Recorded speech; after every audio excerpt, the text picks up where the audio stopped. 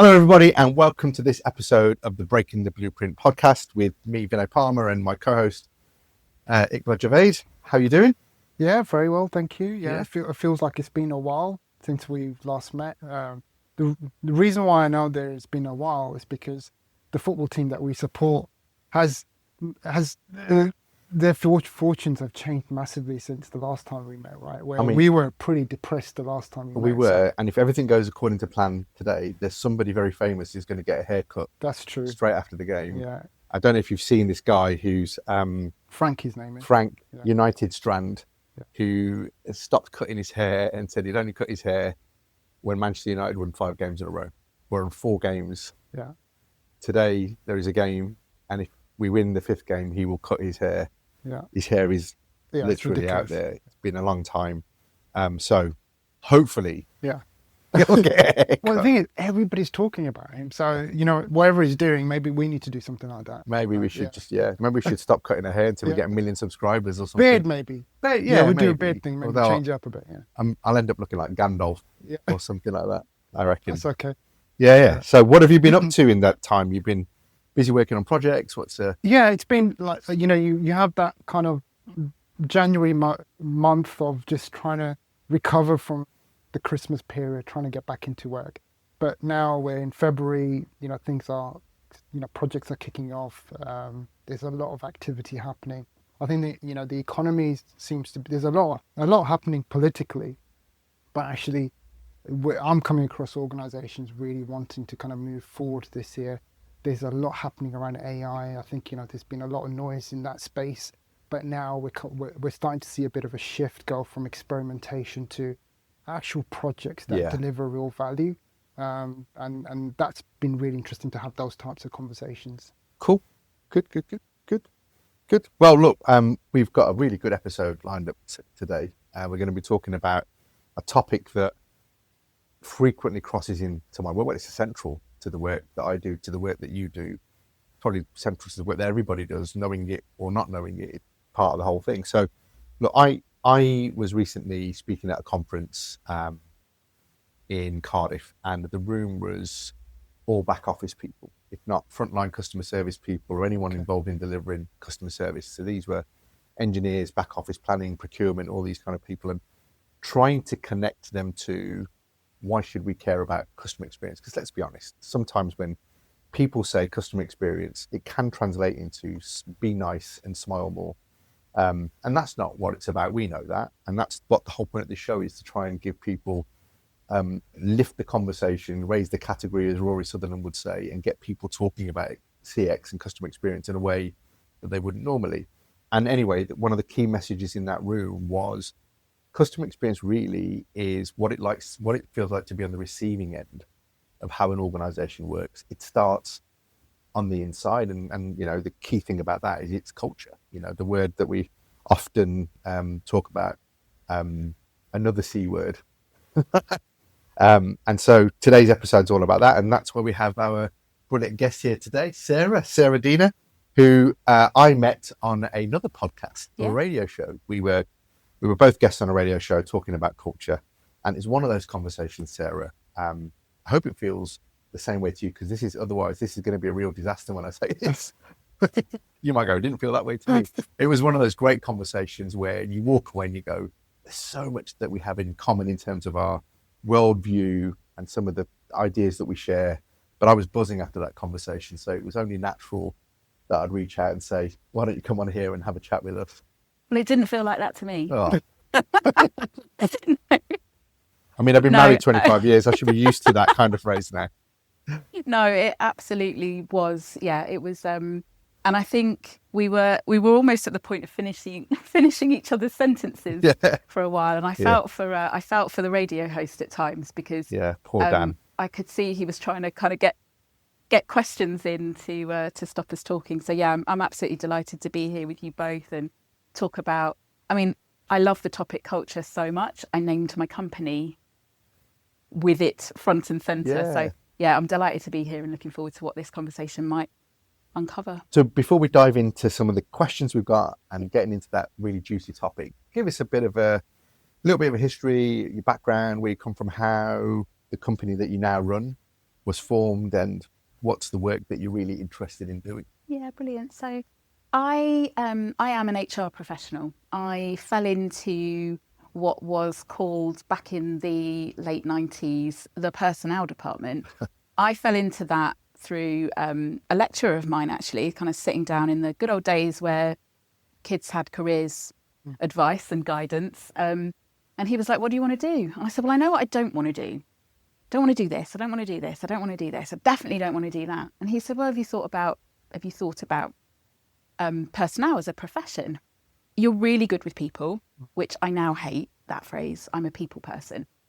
But you know, he made the link between me and how I showed up, how I connected with people, my curiosity around human behaviour and what made people tick and how to get the best out of people.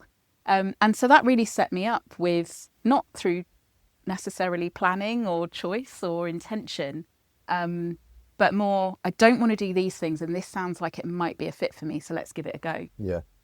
So I have spent, I hate saying this, almost 25 years in various companies, industries, but always in their HR department.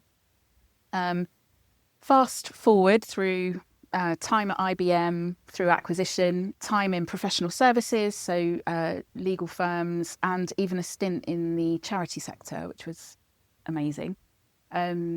I found myself being, my role was made redundant. But I stop and I say that with intention because at the time it felt like I was redundant. And that was during COVID, so the world was what it was. We all remember that time, I'm sure. And I reached out to a learning and development company that I had brought into the law firm that I was working at and kind of said, I'm not going to be around much longer, but the programs will keep running because it was online delivery. But I'd really like to do some work with you because I love what you're about. I've loved working with you. I love what you're doing. So if you've got some contracts, I'd be interested to explore. 4 years on, and I bought the company. Okay. I loved it that much. Well, you say wonderful. Yeah.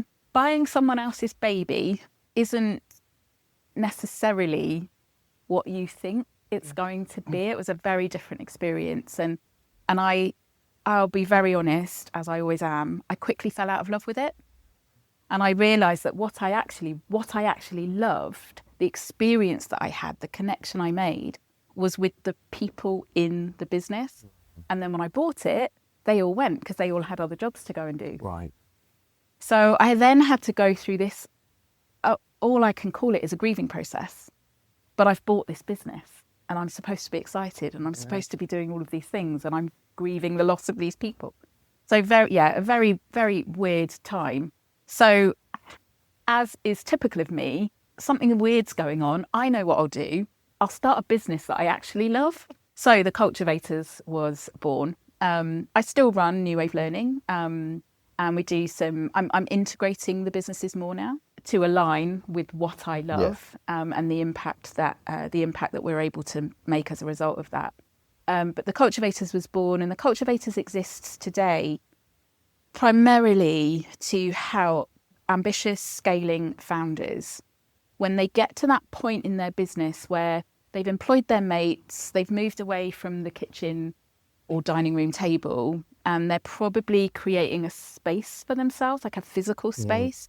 They are growing, but they're not at the point of, oh, we're growing to sell. We're just growing because we're doing good stuff and our clients are demanding more, and this is really exciting. But they get to the point where they've recruited their mates, and their mates are probably left now anyway because they realise that mates don't mix in business. And they've started to hire in some more professional people, and all of a sudden they go, there's some growing pains that come when you start bringing people into your organisation. And you start to realise that as a founder, or maybe you don't realise it at this point, this is what the Cultivators exist to do, is to kind of shine a light on that space that feels a bit uncomfortable and that people don't really want to go into, which is, now that you're growing, you're more than a founder, you are a leader. And you may not see yourself Yeah. as a leader. You may not even want to be a leader because, you know, those of us who have founded businesses, we often do that. Not so much in my case, but oftentimes founders will be jumping out of the corporate leadership space because they want to solve a problem faster, or they believe they can do it better, or they want to just make more money for themselves instead of solving the problem for someone else. So they're not thinking, I want to lead a team of people. Yeah. So they get to that point and all of a sudden it's like, these people are causing me a lot of headaches. This is hard work anyway. Forget all of the people problems on it. I don't think I want to do this. And they sort of retract a little bit. And that affects directly the culture of the organisation. Yeah. So I see there being a direct, intrinsic, straight, you know, like you get the biggest Sharpie you can find me and draw that line between the success of your scaling business will be determined on how seriously you deal with your leadership and the culture that leadership is not only creating, but tolerating. That's really interesting. My background, like I mentioned this before, I've worked for Zoom and they went through a massive change in terms of, we know what happened during COVID. But I joined them just at the kind of back end of COVID time. So they were in a hiring frenzy. They started out with 1,000 people and they quickly jumped from 1,000 to 8,000, 9,000 within a matter of 12 to 18 months. So you can imagine the impact that had on the kind of culture. The CEO was all about customer happiness, and that was basically what represented culture for Zoom. It was that simple. They're delivering happiness to their customers, but the employees didn't know what that meant for them. Like, okay, all we're doing is trying to keep our customers happy, but what about what does it mean for us? Like, you know, we get that's the North Star we're working towards. Yeah. But coming in as a leader as well was tough because I was trying to navigate what the culture means. I was having to almost create a culture for my team, which wasn't a fair representation of perhaps what the CEO of the business wanted. But that is certainly kind of resonate. So I'm so glad we started with the word happy. So glad. What is happiness? It's a good question. What is happiness? The eternal question.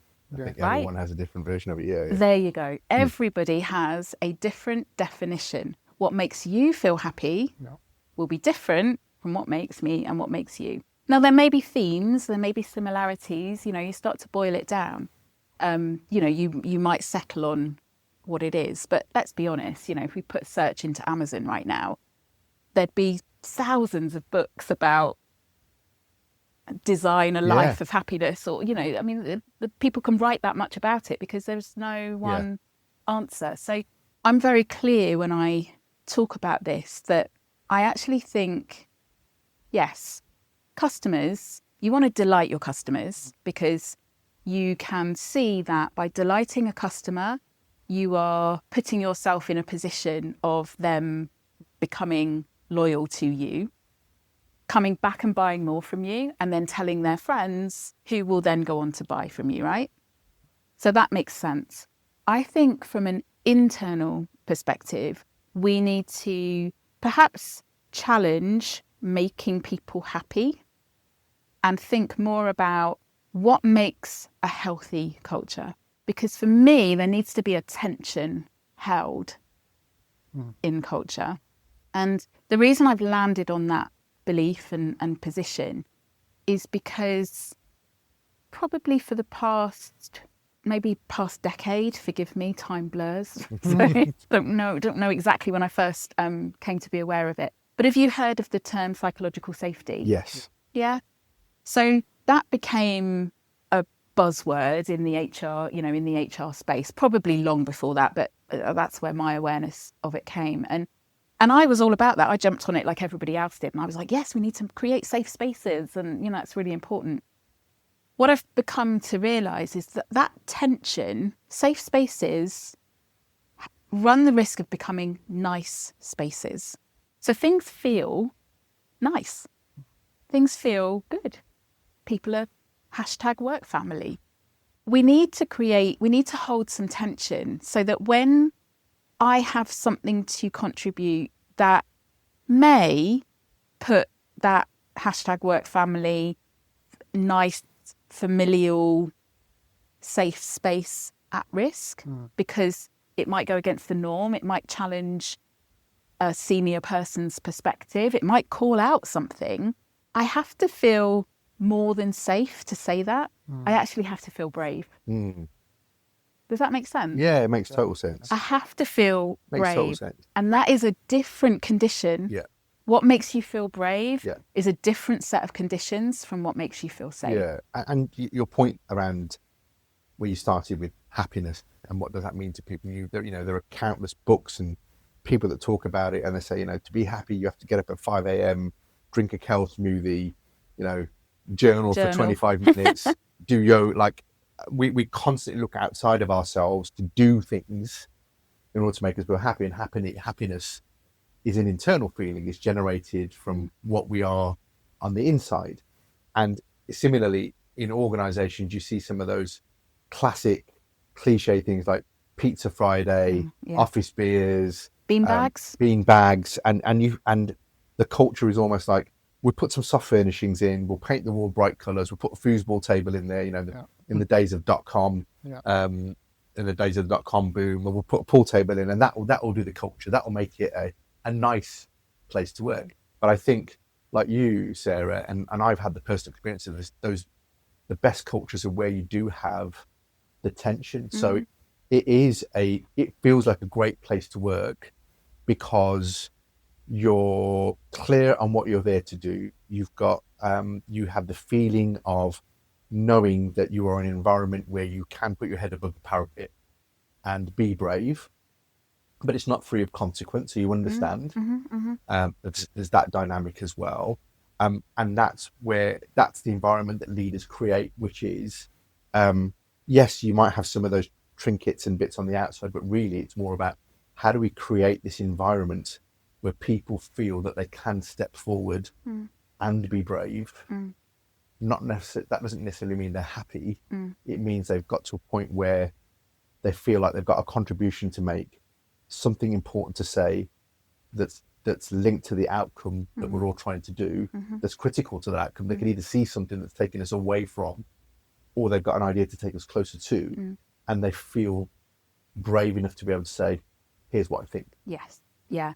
And I think from a leadership perspective, so I often think about valued and values versus vulnerability.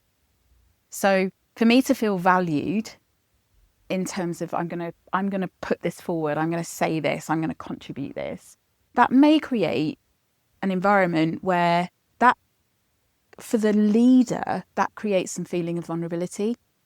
And the leader has to be able to feel that for their team members or their stakeholders or whoever it is they are engaging with, for them to be able to feel that it's safe for them to do that.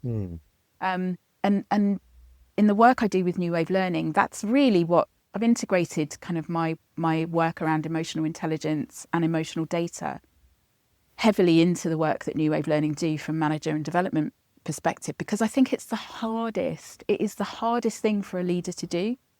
For a leader to, you alluded to it in the intro where you were talking about vulnerability and how when we were talking before, about, those people that you connect with as leaders, they show vulnerability. It's really hard because I'm paid more than these people. Sometimes I've got more experience than these people. I have the title of, and therefore I should know this, control it, have an opinion of it. But the reality is, and I speak from my own experience, the two greatest leaders I ever followed, and I choose that word, I followed one of them back from a country, to work in a company that I said I'd never work for, because his leadership was all around vulnerability and compassion. He was brave enough to say, I don't know this. I know how to lead us through it, but I need you to bring me this. I need you to bring me this. And I absolutely need you to bring me this. And he created the conditions around him for us to be able to do that. Yeah. So for people to feel valued and to do what they need to do to get to that point of feeling valuable through their contributions, I think the leader also has to go on a journey of accepting vulnerability and the discomfort and that tension I was talking about that can often exist when vulnerability is at play. And it's interesting because leadership, like I've come to my belief, my understanding around leadership is that it's not about position and title. It's about how you show up. And you don't have to be at the top of the organization to lead. You might have leadership authority to be able to sign things off and get things done. But actually, some of our most effective leaders are people within the organization who, by their very nature and their behavior, are vulnerable, brave, connectors, open, and bring people together around a certain idea or problem. They don't have leader in their title. No.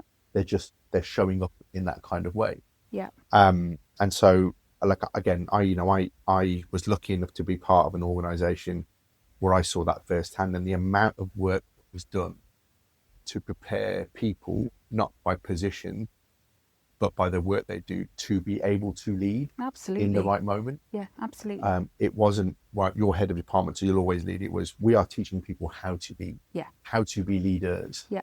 And that was a huge investment Yeah. in what we did that kind of then became, I guess, the topic that we'll kind of lean into now, the word that we know as culture, this thing that people talk about. You know, we often see those posters that we culture eat strategy for breakfast and these phrases that people say and use. And, you know, much like my frustrations with customer experience, you could ask 10 people what it is and you get 10 different answers. Yeah. So from your perspective, when you talk about culture, what are the interesting things you hear people say? What are the most common things that people say about culture? So my observations over the last 12 months have been people talk a lot about culture, but I'm not sure everybody has figured out what it actually means. And I think given that it is such, it's an intangible, it's an omnipresent, intangible. There's not ROI or No. isn't like that's the problem, isn't it? Well, the thing is, so the thing is, there is. Yeah. It's, and that's the point. Like, even when we were talking before, you were talking about the bricks and the mortar, and I think you described the mortar. Yeah. And I felt myself go in my chair, and I was like, oh God, no, he didn't just say that, did he? Yeah. But that is, that's the kind of thing I'm talking about.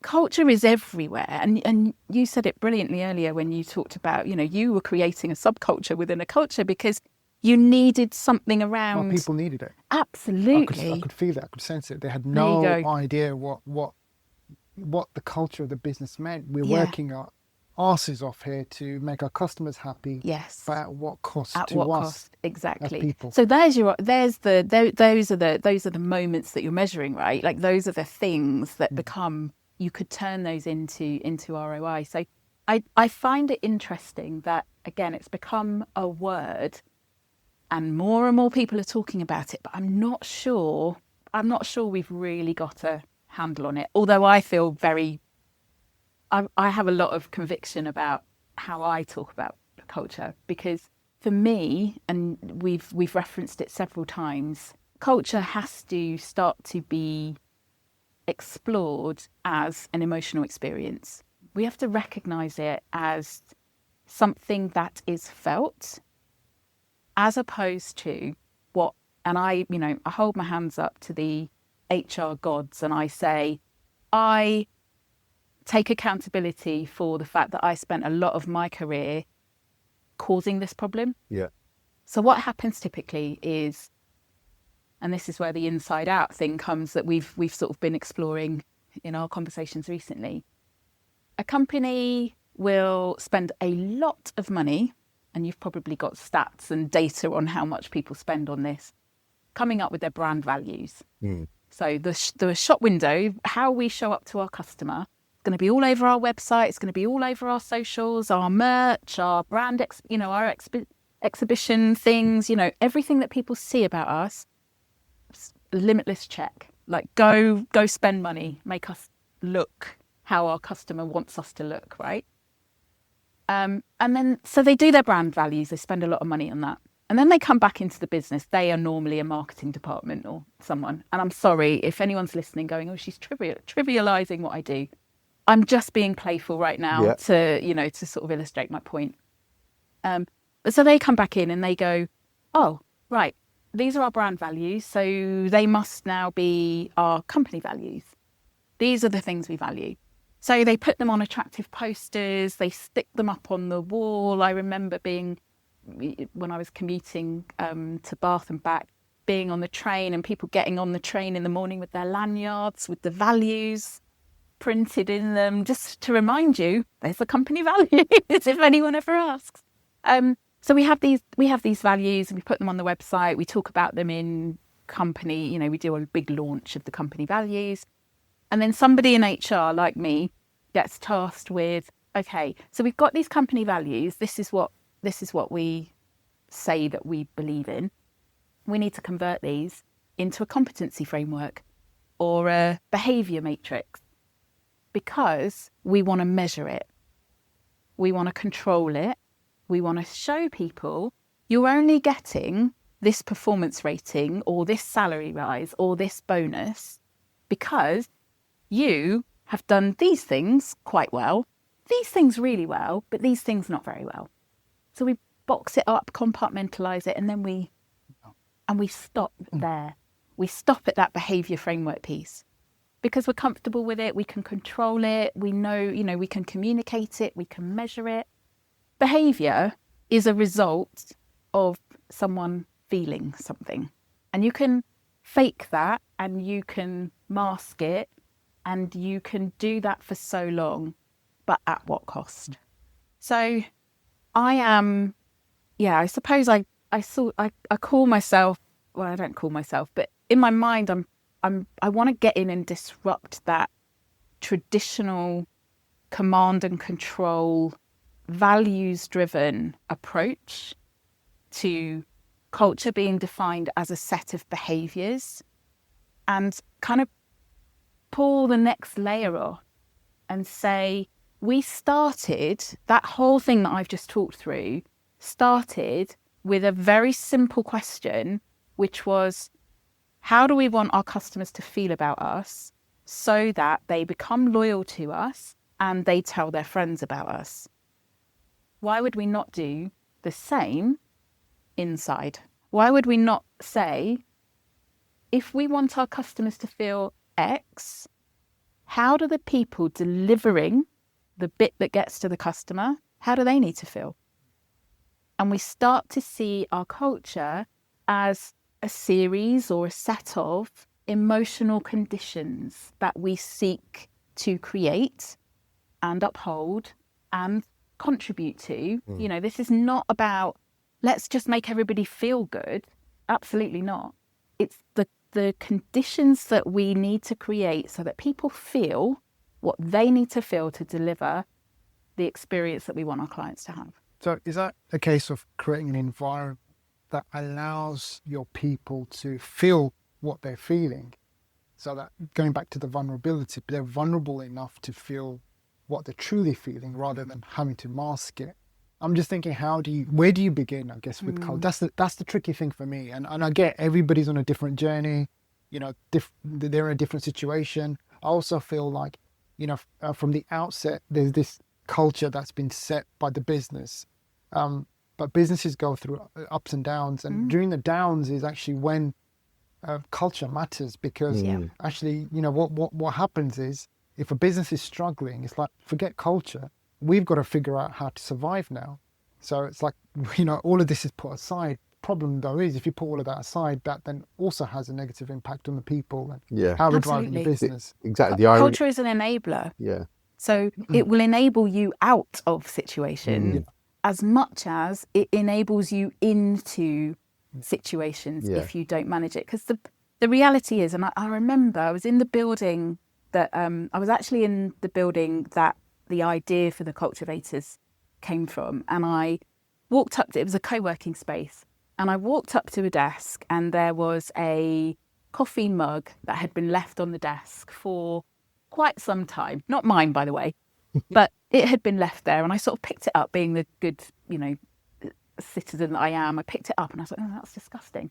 And as I walked it to the kitchen to wash it up, I thought, culture's growing in this mug, right? It's happening whether you put intention behind it or not. Correct. When you bring a group of people together, whether that's physically or virtually, same thing, they will build a culture. You did it in, you talked about doing it in Zoom, like it will happen.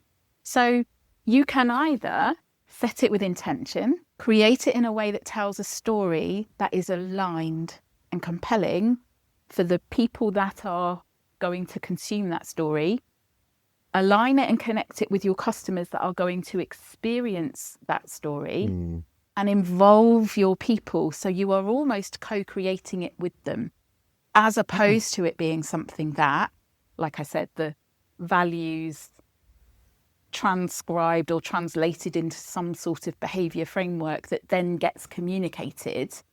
It's top down. Yeah, and what I'm hearing you say, so what I'm hearing are two things. One, I'm hearing that whether you intend to or not, a culture is always created. As soon as one or more people get together, it's going to happen. The role of the leader is to help to create a deliberate design of that training, or I don't mean from an authoritarian perspective, but the way that a leader operates influences how that culture is it grows, spreads, how far it goes, and but also how it breaks. Yeah, also how it breaks. And erodes. And what's interesting, because you were talking about subcultures, and we often talk about inconsistency and customer experience being one of the killer things. And I was sharing a story recently about an experience I had on a train, where I was on a train. It was running late. I had, in my planned journey, there was only like a 5-minute window to change trains. But on this particular day, this train was running late. So by the time I'd left the station, we'd already missed this window to change trains. So now I was going to have to wait, or it looked like we were going to miss. It was going to be very tight anyway. And we were on this train, and the train member of staff, I think they might have been a train manager, I don't know, but they were a member of staff. They're on this train, and they picked up that people are murmuring about we're going to miss our connection. So they very quickly assure customers that are on the train, right, I know we're going to miss, we could miss this connection. It's on this platform. When we get off this train, you go left, right, you jump off the train, go left, right. It's over to that platform over there. I'm going on that train as well, she says. So follow me. And she said, what I recommend we do is we all get up just before the train gets to the platform. But she said, what I'm also going to do is I'm going to radio ahead and see if we can hold the train for a couple of minutes. It'll give us enough time to get across the platform. So she does all that. I can hear her make the radio call ahead. She agrees it all. She comes back out, communicates to the customers. We get to the platform. We safely run, because in public transport, safety is number one, but we do it in a very safe, way. I have to safety culture first. I promise you it was safe. So we weren't running like maniacs, but we were in a safe way, quickly making our way to the platform. We got on the train. She then went through the carriages, and every person she saw on that train, she made sure they got on. Oh, you've got on, you've got on, you've got on, you've got on. Now, brilliant story that people go, wow, what a great customer experience. Isn't that amazing? Now, was that a one-off in an isolated culture of one, because one person felt compelled to behave that way, whether that was their upbringing, which you could just say is culture, whether that would be the company culture, but something made them feel a certain way, so they behaved a certain way? Or is that the company culture that's created the platform for them to do that? Would any other manager, train manager, member of staff done the same thing? And that's for me one of the indicators of how well your culture is embedded, when you see consistency in behavior. So you could swap out people and they would probably make similar or same decisions that are aligned with. But do you think that that's also comes down to, and I get that, I've hired a lot of people in my lifetime, and the businesses have always said, we need to make sure that the people we're hiring are aligned to our culture. Like, That's not what they say. They Yeah. say, are they a good cultural Cultural fit? fit. a good Yeah. culture fit. Yes, that's it. That's the one I'm looking Yeah. for. So your point around this particular person, that's a good hire, Yeah. right? Because it sounds to me like, yeah, it could be a cultural thing that's been embedded within the Yeah. organization, but actually that's probably because of the individual in that Well, instance. yeah. So is that a So- good idea? Is that a good hire by accident? So you've just managed to employ a hero in your business. Okay. That whoever experiences that one person Yeah. will always get that kind of experience. Or is it a good hire because they are somebody who can operate in an environment that we create that will then behave in a way That's right. that represents what we want our customers to feel? So that story inspired me to, I haven't recorded it yet, but I've written it, inspired me to write a webinar about it's not my pay grade. Yeah. Because that, again, the lady that you were referring to, she too could have been feeling a whole ton of stuff in that moment. Yeah. I'm late now. This has affected me. I'm going to have to deal with all of these gnarly customers. I don't really, it's the end of my shift. Like, there could have been a ton of stuff going on for her that comes back to my point about connecting how you feel and how you behave. So that example of that employee to me was somebody, first and foremost, who knows how to emotionally regulate. Now, we don't know what she was feeling, right? But I think we can understand how she could have been feeling a bit annoyed about another late train, more annoyed customers. Why do I do this job? All of that stuff. And we probably resonate. We've been in that situation ourselves. She made a choice in that moment. And I think that is what compels me in this piece of work, because she made a choice. And the choice she made was probably partly she's a good person. Yeah. You've picked a good hire. She naturally serves people. She's a good communicator. She's a good strategic thinker about, she's all of those things. But she made a choice in that moment to do those things and would probably make the same choice again, partly because she's emotionally regulated and she's set to do that. But it's rewarded, or certain things are not tolerated. So she's clear on, by doing those things, she will get the outcome or the reward or the personal satisfaction, like whatever it is. And it could be one or many or all of those things, right? But I came back to this thing. She didn't turn around and go, I'm not doing anything over and above. I can go to the office, I can talk over the intercom system and say, get to this platform, the train's going to be late, like basic level stuff. But she went over and above. And I think that's when I get excited about this stuff. Yeah. It's just the motivation, going back to your point, right? There is a motivation. Is it because there is a reward? Or is it a personal sense of satisfaction that, we've got customers who are now happy and I don't maybe directly get rewarded for this. Exactly. But that comes back to where we started this conversation. What is happiness? What is motivation? If you, as a leader, if you figure that out and you are able to, so I did a lot of work when I first started working with New Wave Learning. The project that they gave me was around inclusive leadership. And I spent 18 months on that project, designing and delivering to 300 managers globally this inclusive leadership. Inclusion, and again, inclusive cultures gets talked about a lot. Inclusion is a real commitment. If you are not carving out time to understand individuals at an individual level, you are never going to be inclusive.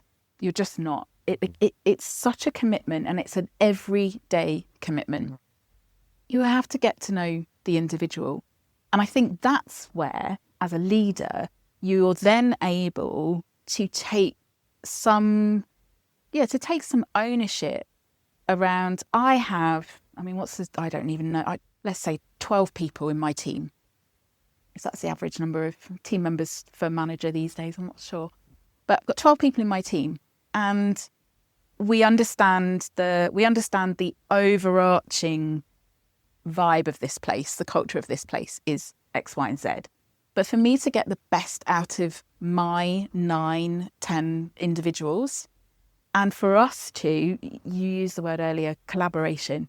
Again, another word that we don't really understand. We throw it around a lot. We stick it on posters. We say that we value collaboration. We don't really understand what it means. But for us to collaborate effectively and do our bit towards this thing that we're doing, I need to think smart, and I've got to co-create something with the people here for us to feel what we need to feel to be part of that bigger. And that's not to say you go rogue and go against it. You know, that's where the top down, your North Star approach is important. But the freedom, giving people the freedom to create in their space for what is going to work for their individuals is incredibly important. It comes back to that phrase, freedom within frameworks, is what I shared on a podcast previously. And I think that's that. And when you look at the classic ingredients of how do you run an organization, you have an enduring purpose, you have a mission, you have a vision, you have values, and all those kind of things. The role of the North Star is to give people the calibration of is what I'm about to do, and is how I'm choosing to behave, and choices I make, and the decisions I make, consistent with getting us to that place. But that's predicated on that place being described at a level that's meaningful and can be understood by the people that are listening to that. Just having 5 words on a thing that says it's just this can be quite difficult. So that's part of the thing. So then that's part of the sort of the framework. So you get that clear North Star, and then you have a set of, in order to get there, again, classic ingredients, in order to get there, this is how we think we need to behave as a group of individuals. And I think in what you're saying is we stop there because we think we tend to stop there and go, it's behaviour. But actually the layer under that is, how do we need to have our people feel inside our organisation such that they do feel they can behave that way? Yeah. And then those behaviours drive these decisions, outcomes that then take us toward that North Star. And so that understanding of how do we make our people feel every day, through the physical environment, through the emotional environment, through the language that we use, through the conversations we have. So I'd pause and challenge there. It's not how we make our people feel. That's one arm of this, right? There is a listening exercise. You could just start. You could just start very simply with a listening exercise, just in the same way as you do your client satisfaction surveys. We have employee surveys. There are pulse, all sorts of different ways. I left somewhere the other day, and there was an iPad by the exit, and it said, "How did we make you feel today?" And I, pushed the green button, and we can extract that data as a listening exercise. But again, oftentimes when we're doing that, it's against a set of criteria that we want to know about, or someone else wants to know about, right? Where are the conversations happening for people to not only name their experience, but also share the stories that give context and meaning to that experience?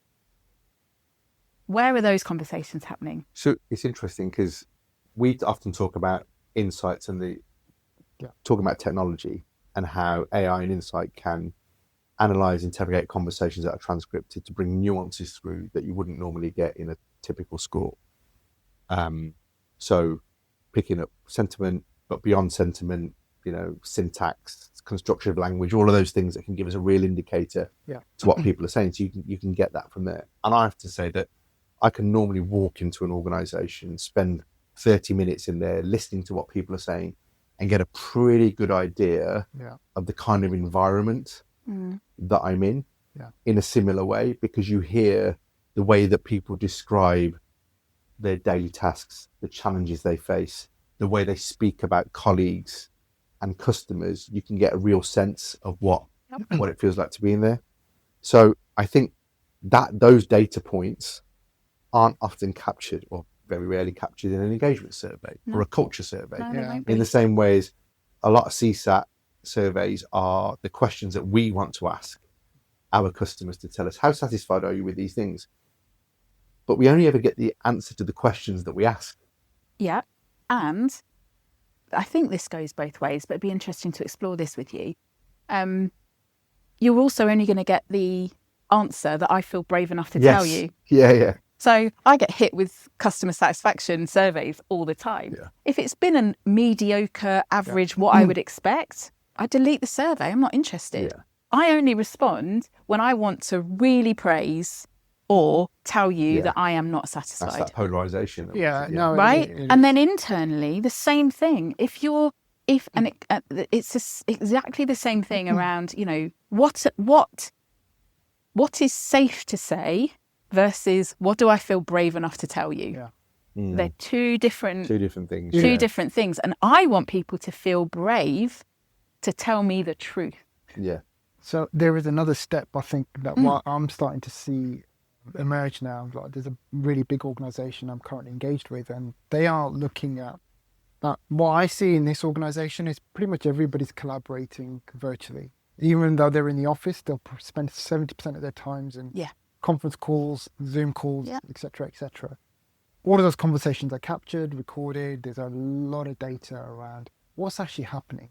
And this, amongst other organizations, are really wanting to know what's happening on the inside. Yeah, they're doing the surveys and things like that, but actually it may give them a sense of what's happening to an extent, but they want to get deeper into the conversation. What's the general sentiment across the board? They also want to use the data for other things when it comes to how actively are they participating in meetings and conversations. Are we overdoing it? Are we having too many meetings for the sake of it as well? They don't want to create a culture of attending as many meetings as possible, filling your calendar, that type of thing. And you get that in a big organization. But actually the interesting bit for me is, as you've just pointed out, we've got access to that data now that can give us a different story. The thing about storytelling, it's great if people tell you that story, but you can extract those stories from conversations that people are having internally. Because a lot of the time now, particularly in a multinational, multi-global company, they are speaking virtually. Even when I was leading a team, most of my people were in different countries. Pretty much every conversation I had was online. And I used to use tools to use that information, those conversations, to help me plan for what comes next and make me accountable and make them accountable for what they're saying and what's been planned for. So I think we perhaps don't use the tools as well as we can to help and really understand what's happening within this hybrid world that we live in, because we're no longer working face to face. Like I don't, I probably spend 20% of my time speaking to people face to face. Everything else is virtually. So it's just a question of how can we use technology a little bit more to help understand where the culture is, rather than use technology to deliver a culture. I mean, that's not really possible. I'd flip it slightly and say, what kind of conversations do we need to commit to have regardless of where we are located? So you said something in one of your previous episodes. I was listening to it yesterday for prep, and you said something about bringing people together. Like, it's really important for culture that you bring people together. And again, I look at my own experience of taking over New Wave Learning. We have no office. I have 7 associates. I mean, I made some bold decisions, probably not smart ones, if I'm honest, from a commercial perspective. But when I first took New Wave Learning over, I hadn't met those people. I'd worked with them in virtual environments. We're spread all over the place. I managed to retain 100% of the associates that I wanted to retain.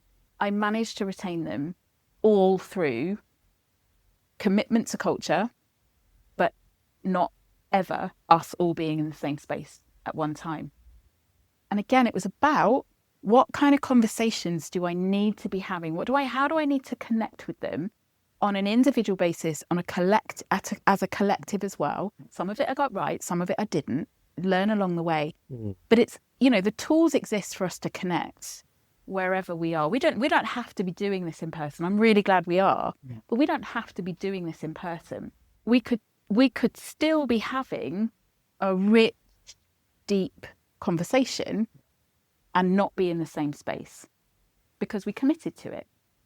So when you talk about, one thing I do not miss, and there are lots of things, but one thing I do not miss from the corporate world, and when I see my clients turning up 5 minutes late to a meeting going, sorry, I'm late, I was on another Teams call. I mean, it's just like the phrase of the entry into the room, right? Pretty much. Like, I look at those big corporates and I look at the people in them and I'm like, God, I'm glad I'm out of it, because you're right. They are literally mostly maybe a one-to-one, but that probably gets bumped more times because somebody else is more important or some other, so you've got these transactional meetings back to back.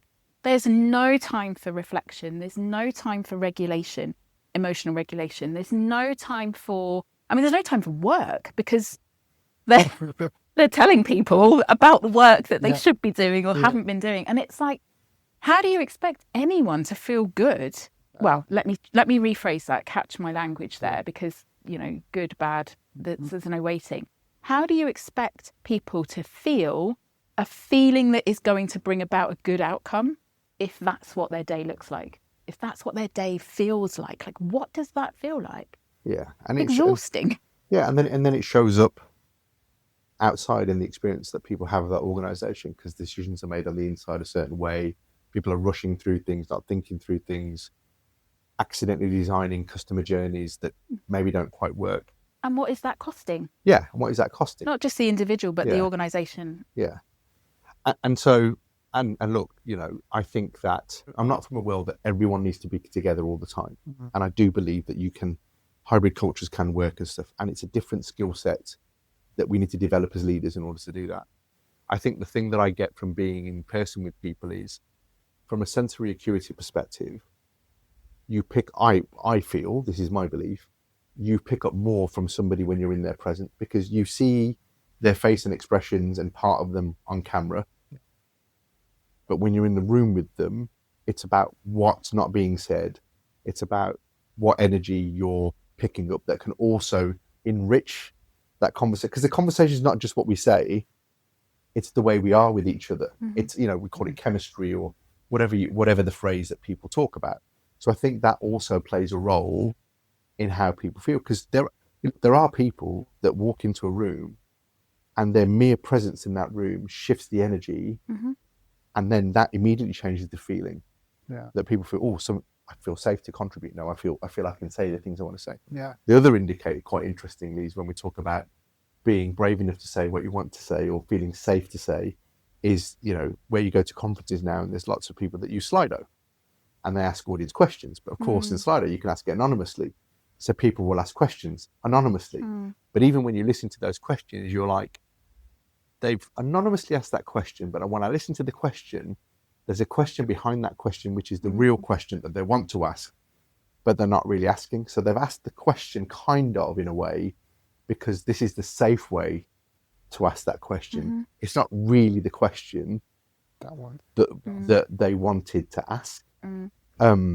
So yeah, I think it's an interesting point you say about bringing people together. I think it's great for connections, building relationships. I think that's for sure. Maybe not. It has an impact on culture at some point. Interestingly, Zoom had embargoed travel for I think 3 years, so we couldn't travel and see each other. Like, it was completely gone. And every time a survey was done, guess what was the number one thing that everybody wanted? We need to get together. We need to see each other. Like, it was so overwhelming, over and above anything else, that was the thing. And then when it happened, it was like, oh, okay. And again, I hear what you're saying, but I'm going to come back to the same point. What was missing was connection. Agreed. Yeah? Connection was missing. Yeah.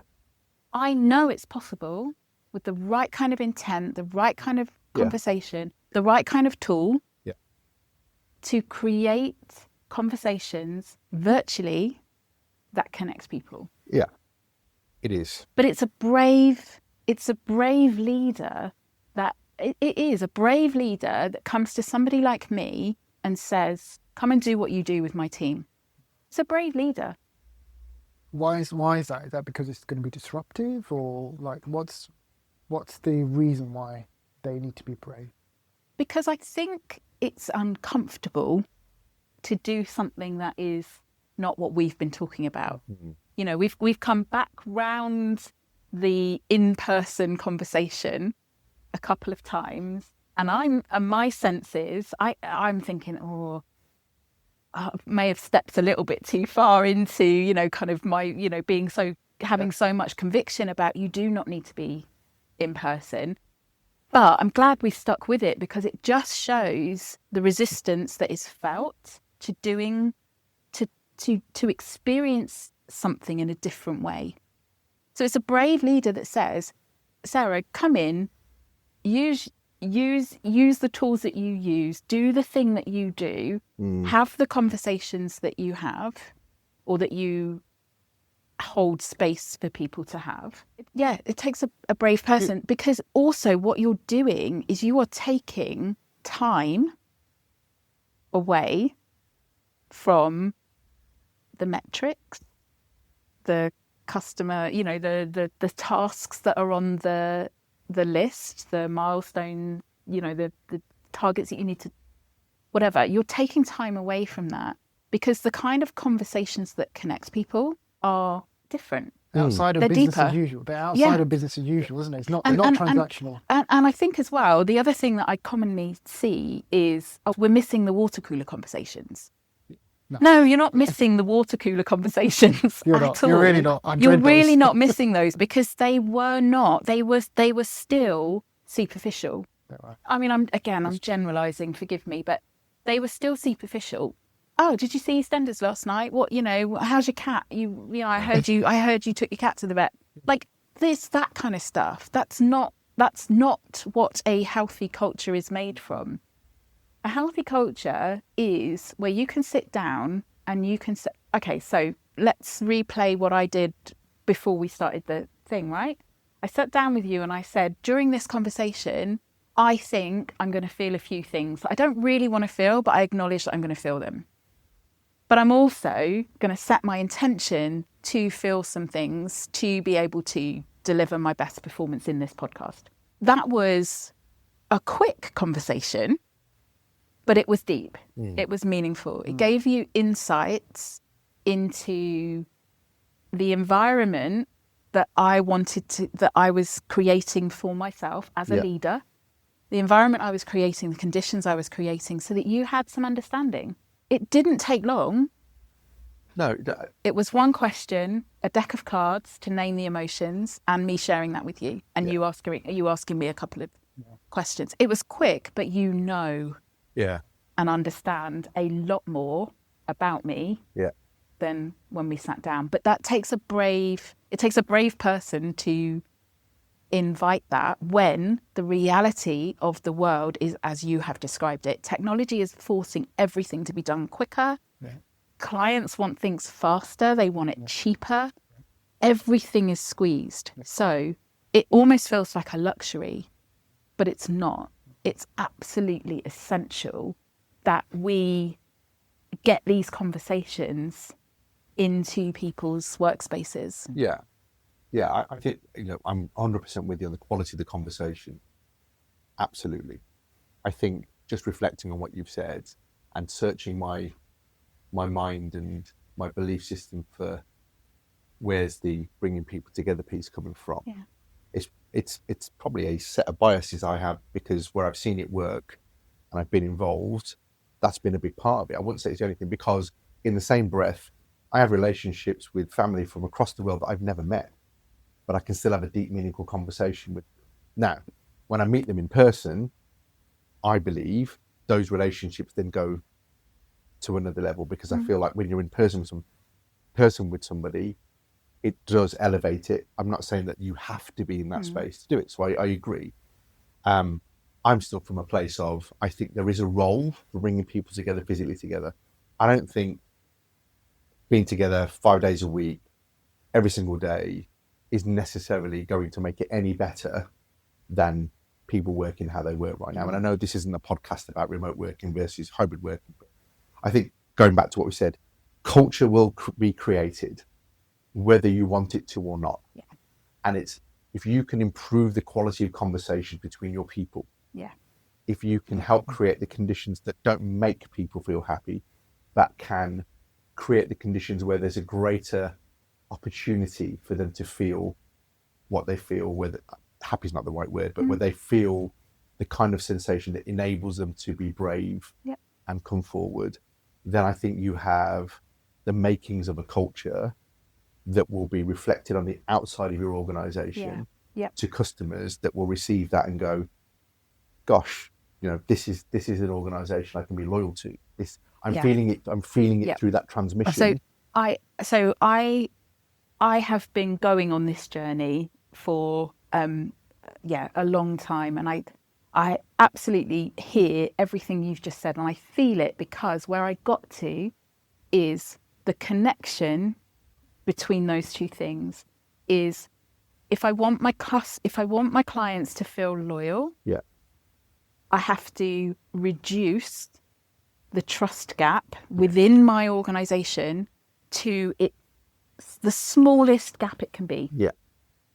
I have to, my intention has to be to close the trust gap. Because if there is high trust within the internal experience, so I can speak up, I can challenge, I can bring up and say, I'm not feeling at my best today. There's no point in me being present. You know, like all of those things, you know, life happens, all of that stuff. If trust is high, guess what? Loyalty in customers will be felt.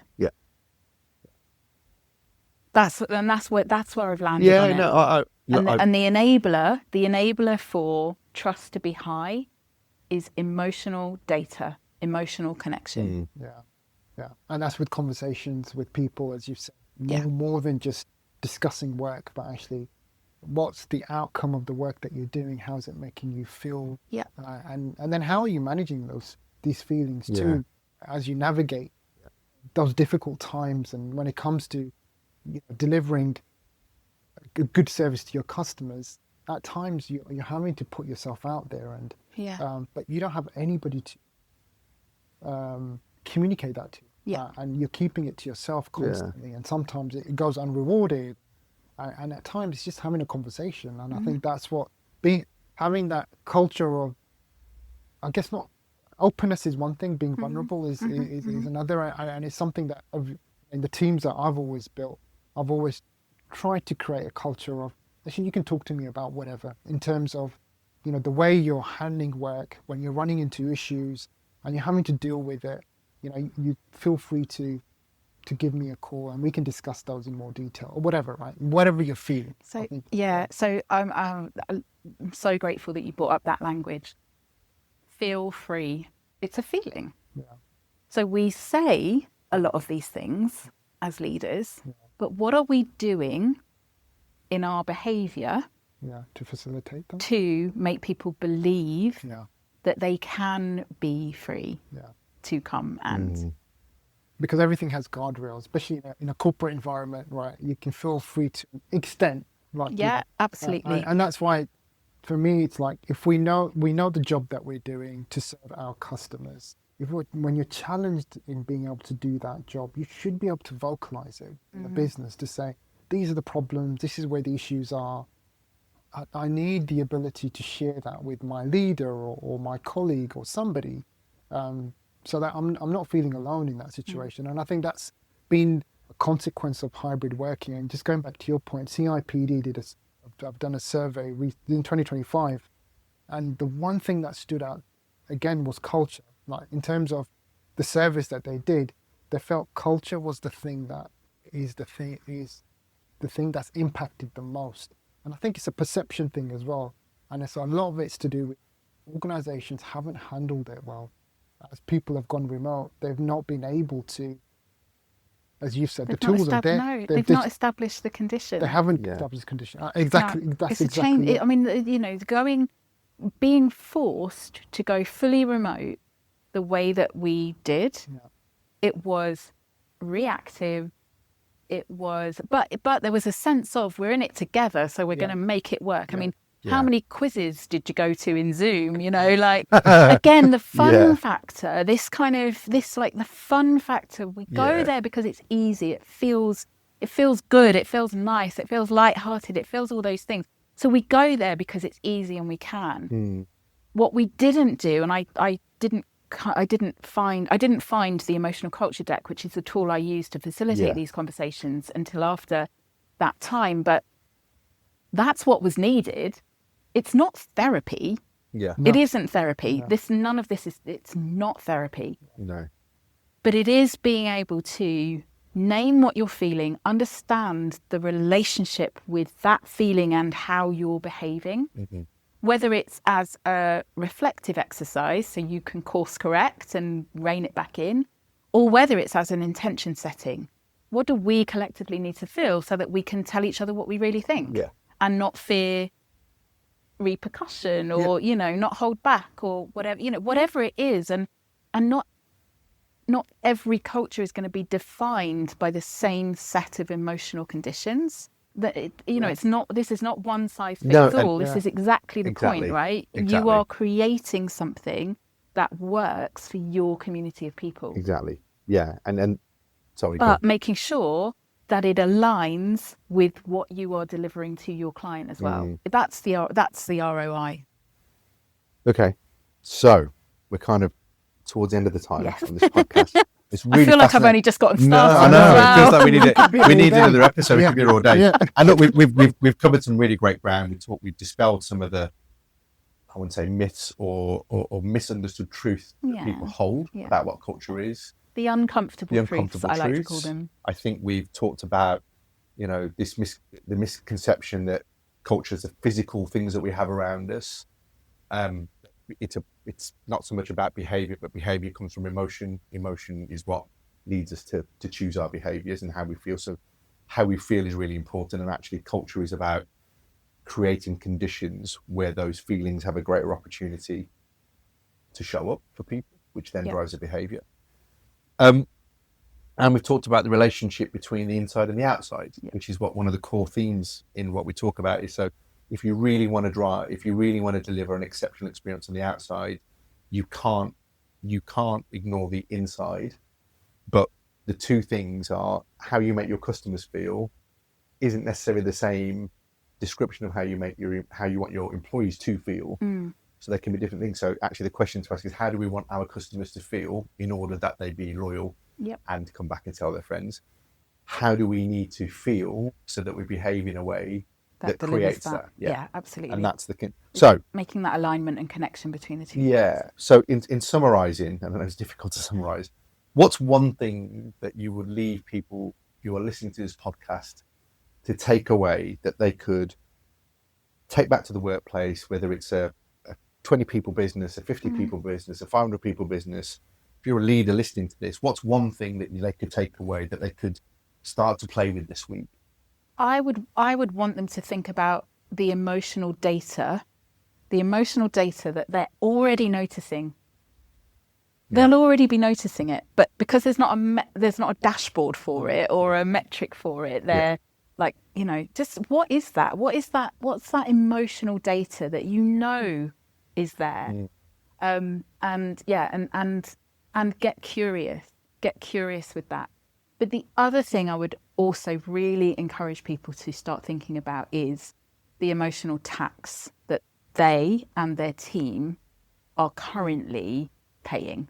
So those things that you are noticing, if I could put them on a P&L for the finance department, I would have an emotional tax line, because when the feeling is off, it's a negative response from your customer. It's a great idea that is stuck in the head or heart of somebody that doesn't feel brave enough to say it. Yeah. That's your emotional tax. Yeah. Yeah. And it has it's there and it's real. But because we don't talk about emotions in that way, they never get taken seriously enough.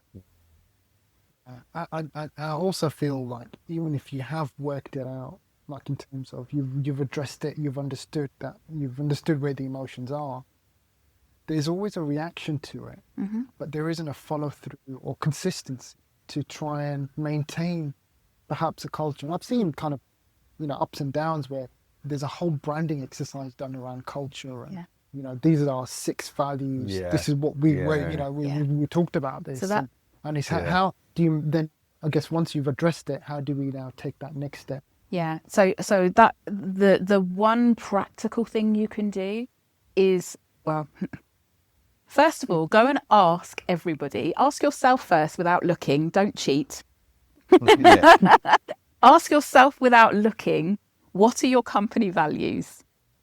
And please get in contact with me, find me out and tell me honestly how many you remembered. Yeah. I did this activity with a client recently and it's brilliant because he just went, okay. And like as soon as I asked it, he got it, right? So do that exercise. How many do people know? And of the ones that they remember, ask them, what do you feel about that value that has made you remember it, right? Because again, client experience, employee experience, memorable. It is a memory. It is a feeling. Yeah.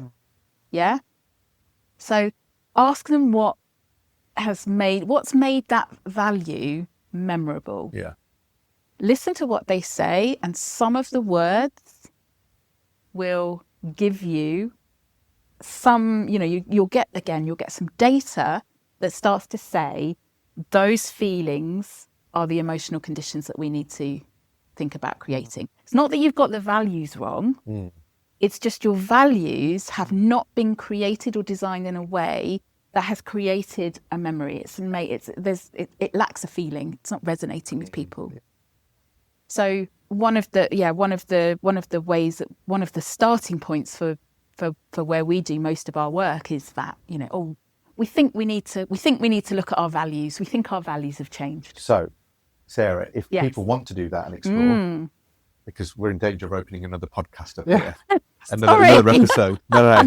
I'm going to get kicked out of the studio in a minute. If people do want to explore that and go on that journey, how do they find you? Yes. What's the best way to get in touch with you? Yes. How can they experience your work? Yes. So finding me on LinkedIn is the easiest and quickest way to engage. So Sarah Dena on LinkedIn, you will find me and the Cultivators showing up quite a lot there. So Good. That's the best place to go. Fantastic. Well, Sarah, thank you so much. Thank you. Thank you. Thank you. Really interesting. Some nice challenge, healthy challenge. Tension. Good tension. Good We tension. held it. We held the tension. And these conversations are always, like, our conversations on here are always complete. What they're designed to be is a conversation starter for the people listening. Yeah. That take this away and then go, actually, let's explore that conversation a little bit more. It's not a kind of a complete episode. But yeah, look, thanks so much for coming to join us today. And if you've liked what you've heard today, please subscribe on the bell or the button below. Keep a lookout for our next episode, and we'll see you next time. Thank you.